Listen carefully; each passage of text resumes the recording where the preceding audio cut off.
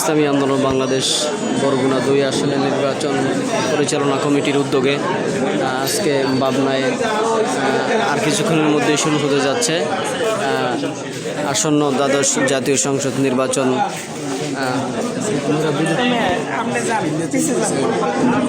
আসন্ন দ্বাদশ জাতীয় সংসদ নির্বাচন তৃণমূল দায়িত্বশীলদের পরামর্শ সভা।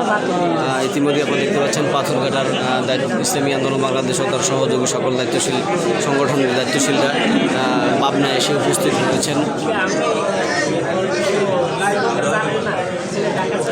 আর কিছুক্ষণের ভিতরে ইনশাল্লাহ শুরু হবে। কে হবে প্রার্থী পাথরঘাটা পাবনা বেতাগীর ইনশাল্লাহ আপনারা দেখতে পারবেন। কিছুক্ষণ মিটিং শুরু হওয়ার পরে আপনারা লাইভে সরাসরি দেখতে পারবেন পাথরঘাটা ইসলামিক মিডিয়ার পক্ষ থেকে।